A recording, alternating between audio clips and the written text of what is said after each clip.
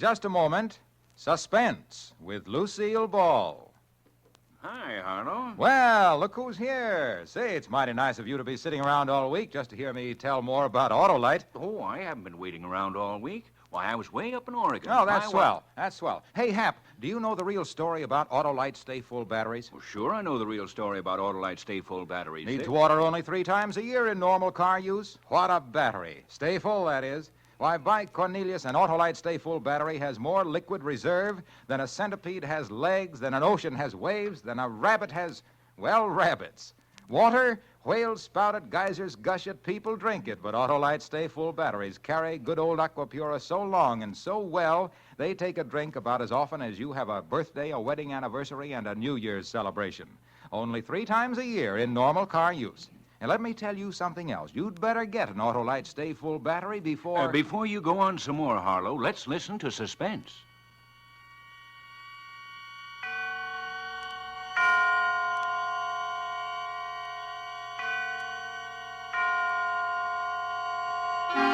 Suspense.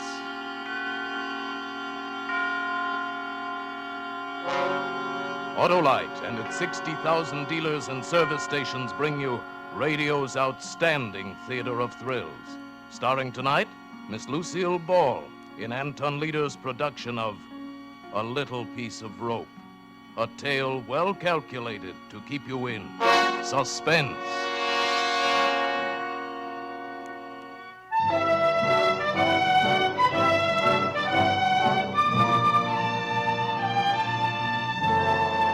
They said I'd never make good here in Hollywood. Everywhere I went, it was the same story. Sure, they'd see me, but the minute they took a look at my baby face, all I'd get was advice and excuses. No job. My last try was for a schoolgirl part. I was too baby-faced to even land that one. I was walking home, still wearing the school uniform that I'd bought to help me get the part, when I got the idea. Then I remembered another thing. It was years ago, reading an old copy of the Police Gazette in Grandpa's attic, printed about 1880, I guess. With their falsely youthful faces, dressed as innocent schoolgirls, these vicious females haunt the vicinity of select young ladies' seminaries, and with their airs of artless girlhood, they entice and trap unwary gentlemen, some from the best of families.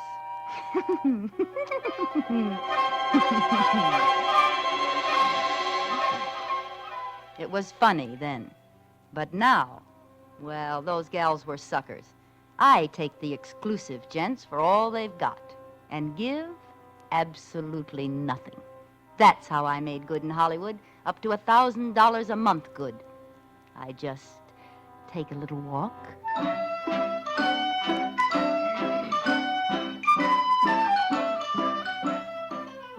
I've got uniforms for all the best schools, and I still have the baby face. So help me, lots of those kids look older than I do. When school's out, I let some old wolf pick me up. They always want to park up in the hills or some other lonely place. I drop my compact. He bends over to pick it up. I let him have it with a special little blackjack I carry.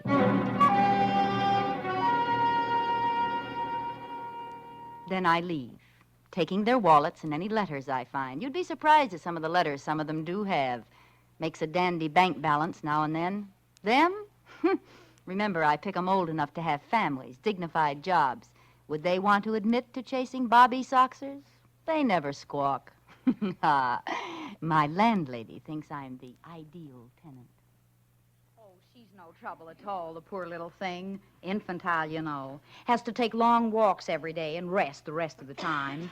Never any fun or dates like other pretty girls. Well, lucky she can afford it, I say. Be a county ward otherwise. And so sweet and quiet, uncomplaining, poor little soul. Yes, Mrs. Tilford is a swell character witness. Of course, I always wear a coat over those uniforms near home, and I keep them locked up just in case she snoops. Yes, I've got a nice career in Hollywood. That is, I did have until last month. You going out in this cold, Isabel? Oh, this is a good heavy coat. Well, don't you overdo now. These walks are just what the doctor ordered. Anyway, you sure look healthy enough. Oh, thank heaven for that. Anything I can pick up for you on the way back? Oh, no, thanks, dearie. I got everything done. Goodbye now. Bye.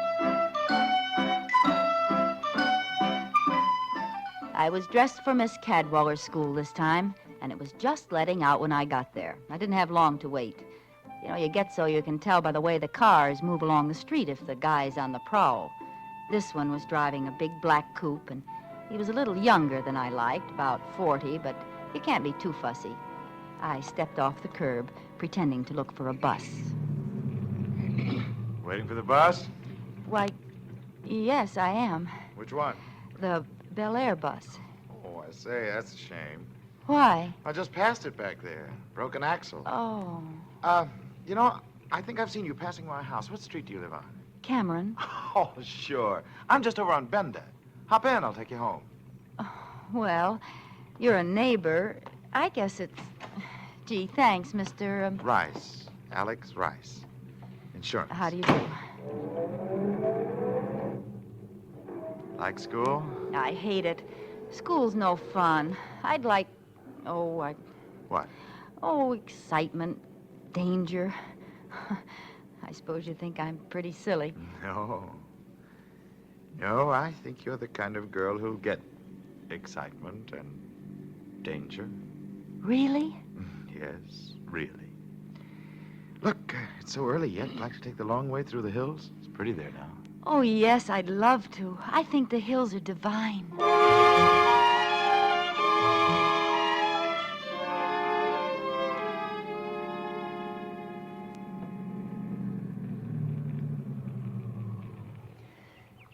Oh, isn't it just out of this world? Yes. Yes, indeed. Oh, What's the initial on your bag for? the initial? Yeah. Irma? Oh. Inez? Ingeborg? Oh, Ingeborg, you made that up. No, it's Swedish. Imogene? No, Irene. Irene Taylor. A pretty name for a pretty girl. I'll bet. You have beautiful hair and eyes and a beautiful throat. Well, throat. Irene, you're very exciting. Oh, Mr. Rice, I dropped my compact. You don't need it. But it might get stepped on. You won't need it. But I want it now. All right.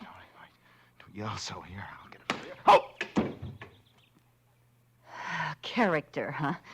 Well, here, roll back a little. There. Well, what do you know? Rope. Now, why would a guy carry a piece of rope in his inside breast pocket? Nice wallet. Well, goodbye, Mr. Rice, and thanks for everything.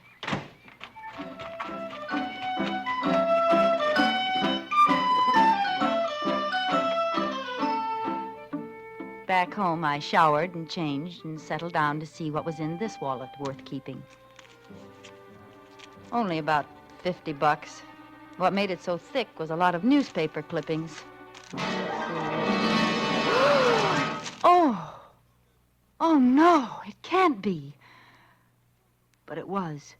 Those clippings were all about the strangler who'd murdered 5 girls in the last year, left them in the hills with a piece of rope around their necks and never a clue. And Alexander Rice carried his press notices. Alexander Rice carried a little piece of rope in his inside breast pocket, picked up girls, drove into the hills. And Alexander Rice wasn't his name. No, his driver's license said Benjamin Carney. I had picked up and slugged the strangler. My latest sucker was the most dangerous man in the country.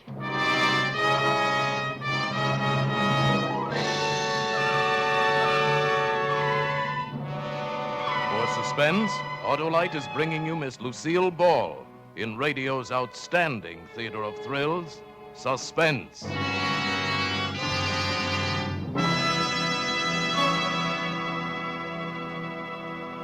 Say there, neighbor. I didn't get going very well on those Autolite stay-full batteries. Now, look here, Harlow Wilcox. Never mind. I'm right back in there pitching. Gee, if I could only tell you about every one of those 400 Autolite automotive, aviation, and marine products. Well, that takes real breath, lots of breath. And while I'm not as short on taking breath as an Autolite Stay Full battery is on taking a drink, not by a jug full, even I just haven't got enough breath for that. Well, if you just stop talking so I much... can sure wind up and sound off on those Autolite Stay Full batteries, though. Making camels look like topers is just the beginning with them. They've got oversized electrical capacity plus fiberglass insulation. You know what that means, my friend? Well, sure, I know what that means. It means you should find out for yourself how long these batteries are bound to live. You'd have to hibernate like Rip Van Winkle.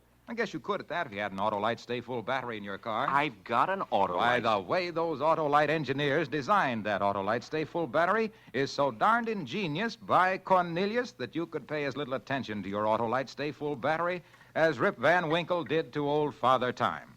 Go down to your Autolite dealer and get one right away. There's no better buy in batteries, my boy, because no better batteries be behind the byline of Barlow Bilcox. Now, look, Wilcox. Oh, you got bees in my bonnet now. If you'll only pipe down, we'll hear some more of Suspense. And now, Autolite brings back to a Hollywood soundstage Miss Lucille Ball as Isabel in A Little Piece of Rope. A tale well calculated to keep you in suspense.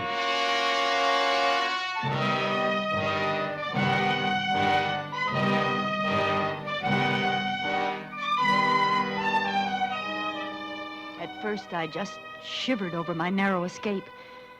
Why, if I hadn't been out to get him, he'd have gotten me. I'd be number 6 in tomorrow's headlines. Then I suddenly realized I was the only one who could identify him. I can't be silent and let him go on killing. I've got to go to the police station and tell them. I started to go out when it occurred to me I couldn't. I didn't dare go to the police and take the chance of exposing my own racket. If that ever came out, and it probably would, San Quentin, here I come. It seems they're a little stuffy about people who carry blackjacks and steal wallets and sell letters. So instead, I went for a walk. A real one this time, and just tried to think. Pretty soon another thought hit me. He knew I could identify him by now. The Strangler was no fool. He'd have me figured out and know the kind of place and time to look for me. And he'd certainly be looking for me, to kill me, to shut my mouth forever. I had to find a way to...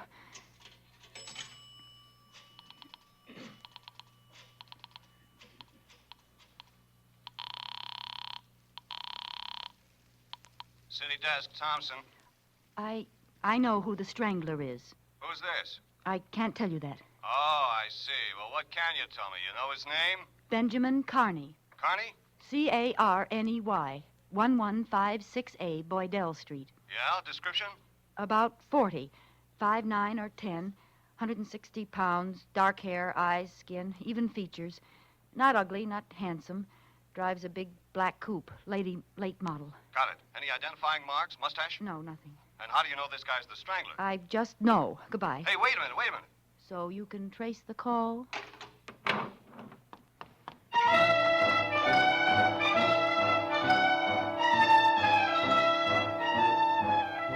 There'd been hundreds of phony clues, and he thought mine was another. But surely they'd check that name and address. All the way home, I had a creepy feeling he was around somewhere, following me, waiting. The evening paper barely mentioned my call, just listed it with several others. Radio wasn't very much better. An unidentified woman phoned in a description of the killer as a 40-year-old brunette, medium height and weight, with no distinguishing features, driving a new black coupe. Police checks revealed that such a man, with the name she gave, had moved from the address given several months before the first of the Strangler murders, but there is no further trace of him. Investigation continues, but it is believed this is another spite accusation. A Portland, Oregon woman reported the Strangler as the man who entered her hen house last night and... No use phoning again. I didn't think a letter would help much either, but I tried. Being careful it couldn't be traced to me, and mailed it to a newspaper that night. Hey, Mike, you going to the courthouse? Take this to O'Shea, will you? Another Strangler letter telling all. Why can't he just strangle letter writers? One more and I'll strangle somebody.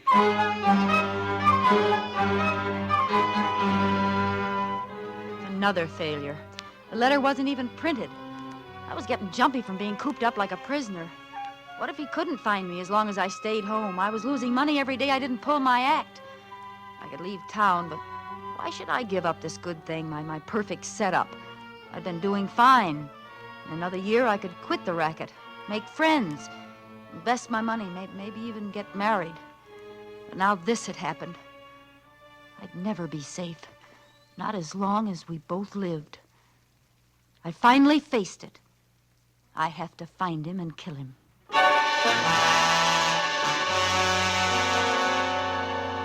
This time I put an ad in the personals column. Would he see it? Well, I'd run it till he did. A.K. Rice can book your rope act for mutual profit. Have immediate out-of-town engagement. Signed, Slugger. Rope act. Mutual profit, huh?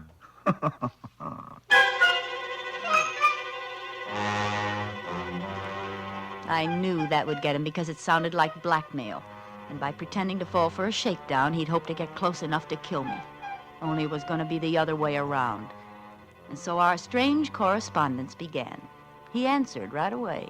Slugger, interested in offer. Offers. Send details, Box 047M 298. Rice. I had him hooked. I didn't lose any time writing. Dear Mr. Rice, I have an invention which I think you'll want for your rope act. It's expensive, but remember, it's completely silent. And yours exclusively if we agree on terms. Signed, Slugger. Completely silent. It's delicious. And expensive. Yes, indeed.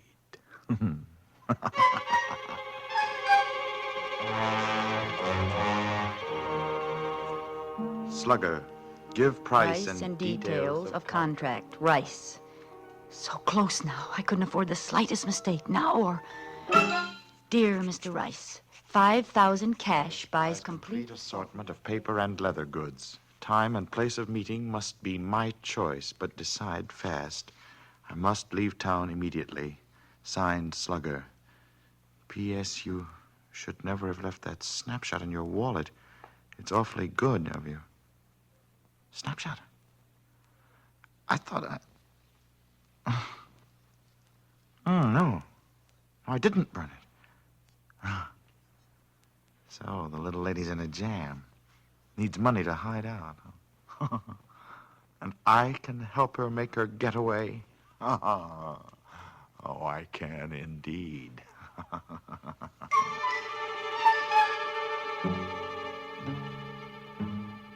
Slugger, price okay. We'll close at your convenience, Rice. I've got him.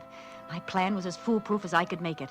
I packed a suitcase with the kind of clothes I'd hate to be found dead in, and maybe I would be, and told Mrs. Milford I was taking a vacation with friends. Oh, I'm so glad, dearie. I said to Miss Knight yesterday, that child should have country air. City air just don't do the same for you. Yes, I know it'll do me good. And you stay longer if they ask you. Don't worry about me holding the apartment for you. Well, thanks a lot, Mrs. Tilford. It's certainly nice of you. I have to catch that train now. Goodbye. Goodbye. Have a nice time now.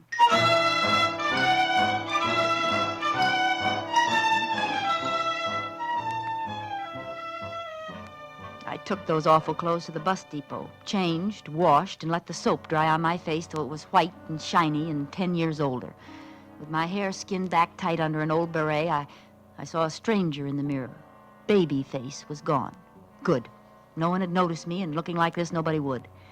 Then I walked to another apartment I'd rented by phone last week. It was in a dingy neighborhood.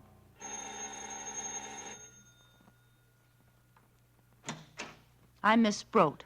Oh, Miss Sprout, you can move right in. The people left yesterday. Here, this is the key. It's the first door at the head of the stairs. Fine, I'll go right up. It ain't clean yet. Them stairs bother me so. No, I'd really rather do it myself, thank you. Well, I'll just leave you alone then. Now I was Miss Annie Sproat, librarian, and I looked as much like Isabel Towns' baby face as an alley cat looks like a Persian. I sat down to write the last letter. Dear Mr. Rice, come to 609 Fitzgilbert Place at 10 p.m. Friday. And don't try to come near me, or I'll scream my head off. tap 5 times, come in, and stand right by the door while we make sure neither of us is double-crossing the other. Have the money in an unsealed envelope. I want that traveling money, but I'd rather take a chance on the cops than on you, so follow instructions. Slugger. You fool. You baby-faced fool.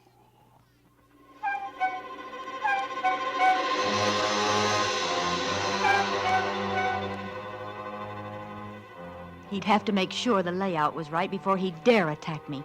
And the more precautions I took, the more he'd believe I was on the level. Near the door where he'd stand, I put a chest with a lamp on it. That was my booby trap, that lamp. The room was so dimly lit, he'd have to light my lamp to look at the wallet. And when he pulled the light chain, he'd shoot himself. I had a gun fixed where the bulb should be, and the chain pulled the trigger. It was set to get him in the chest. Heart, if I was lucky. Dead or not, I'd leave him there for the cops, with his wallet and clippings. Pretty cute, huh? And I'd skip out the back way with all that beautiful money, go to the depot, become Isabel Towns again, safe and free.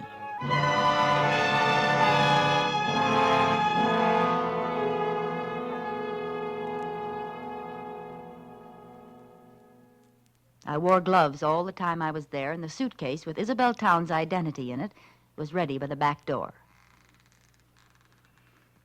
The hours passed like centuries, and the old house creaked like a sick old man in a squeaky bed. Of course, it might be the house, or it might be someone on the stairs. And then it was 10 o'clock. I was standing at the other end of the room, facing the door. The light was very dim. I heard the feet coming up the stairs, or was it just the creaking of the old house? No.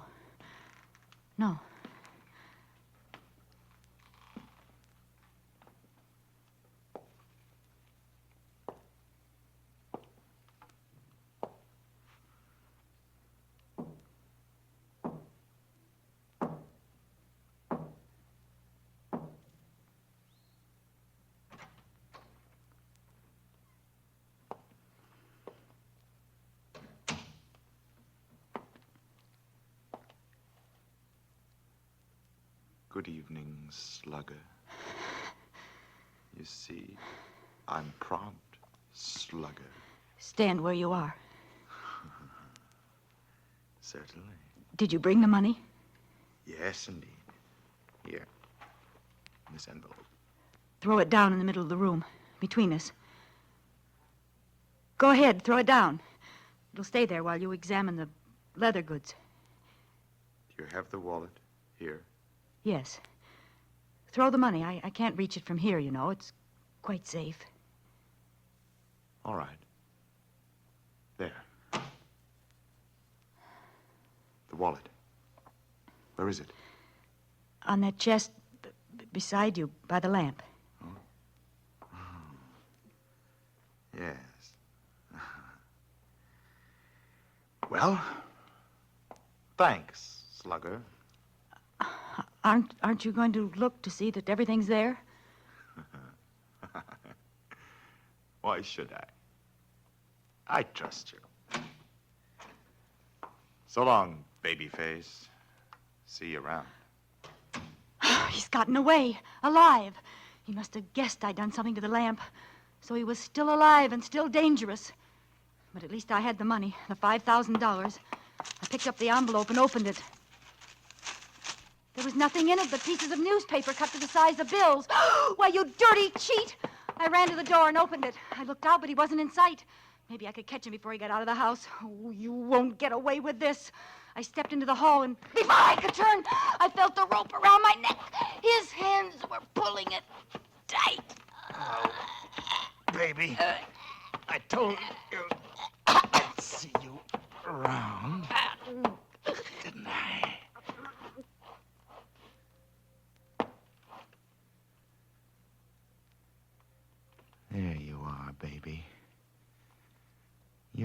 paid off in full. Now, we'll just go back inside.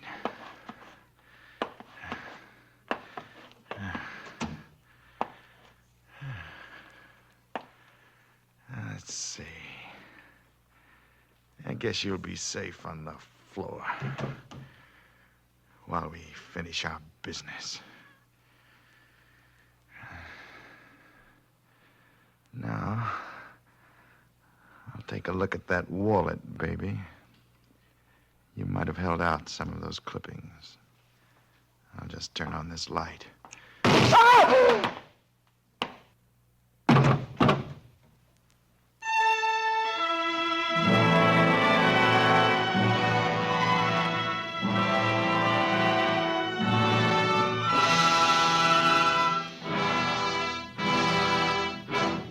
Thank you, Lucille Ball, for a splendid performance. Miss Ball will return in just a moment. Say, Hap, you going back to Oregon? Well, how long? That's a nice trip if you can get it with an Autolite Stay Full battery. You know, I'd advise you to get a sign for your thumb saying, any car with Autolite Stay Full batteries can carry me. I forgot my canteen. But how long? Of course, you could buy an Autolite Stay Full battery and simply insist that whoever picked you up use your battery. But you couldn't get back to Oregon that way. No, sirree, they'd never let you out of the car just so they could keep that wonderful Autolite Stay Full battery. Let's see, after you got to Oregon, you could go to Washington, Montana, Minnesota, Maine, New York, and But Florida. Harlow, I've been trying to tell you I've got an Autolite Stay Full battery. Oh, well, then you know that Autolite means batteries. Stay Full battery. Autolite means spark plugs. Ignition engineered spark plug. Autolite means ignition system. The lifeline of your car.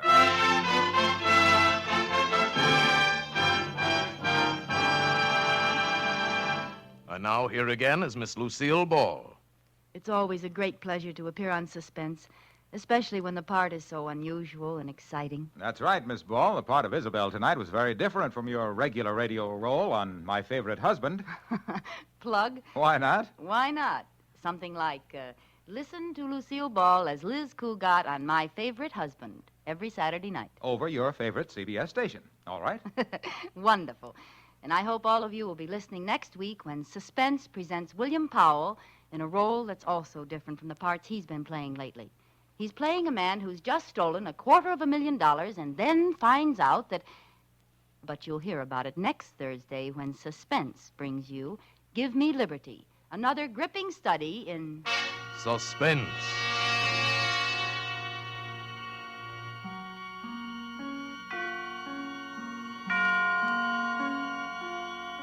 Lucille Ball may soon be seen in the Paramount production Sorrowful Jones. Barry Kroger was heard tonight in the part of the Strangler. Tonight's suspense play was written by Virginia Cross with music composed by Lucian Moraweck and conducted by Lud Gluskin. The entire production was under the direction of Anton M. Leader. In the coming weeks, Suspense will present such stars as John Garfield, Margaret O'Brien, Sidney Greenstreet, Agnes Moorehead, Edmund O'Brien, and many others. Make it a point to listen each Thursday to Suspense, radio's outstanding theater of thrills. And next Thursday, same time, hear William Powell in Give Me Liberty.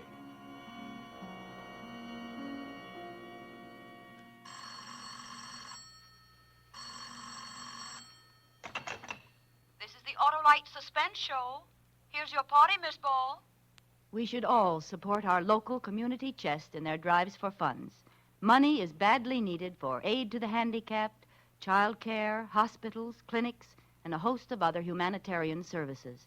Subscribe to your local community chest. Everybody benefits, everybody gives. Thank you. This is CBS, the Columbia Broadcasting System.